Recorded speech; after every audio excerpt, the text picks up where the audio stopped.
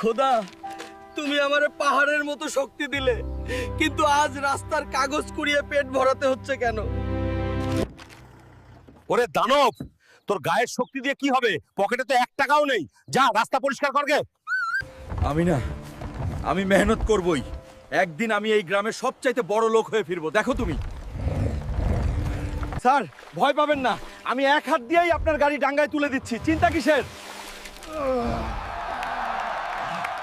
হালু, তুমি আজ আমার জান বাঁচালে। এই টাকা নাও আর কাল শহরে চলো, তোমার ভাগ্য বদলে দেব।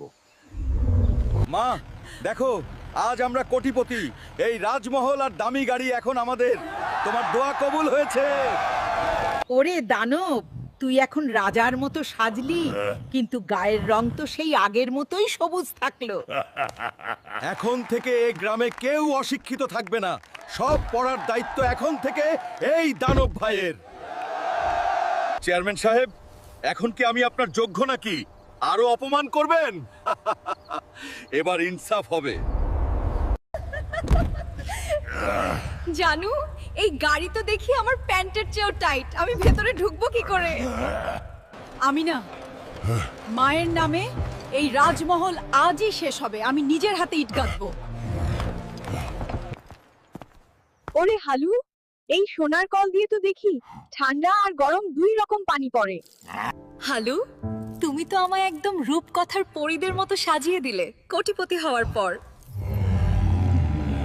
মুরব্বীরা, আজ থেকে আপনারা রাজার মতো থাকবেন।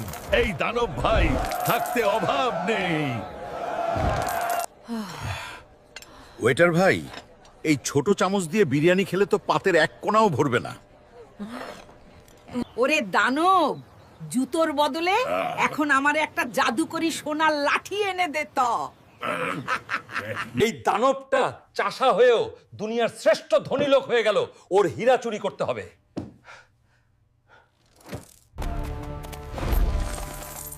ওরে চোর ভাই, আমার বিরিয়ানি খাওয়ার টাকা চুরি করতে আসছিলে, এখন ডাই মারো। গ্রামবাসী, আর জ্যামে আটকে থাকতে হবে না। এই হেলিকপ্টার দিয়ে আমি বাজারে যাব। মা, দেখো, এই রাজপ্রাসাদ এখন আমাদের। তোমার সব স্বপ্ন আমি হীরা দিয়ে সাজিয়ে দেব মা। আমি না,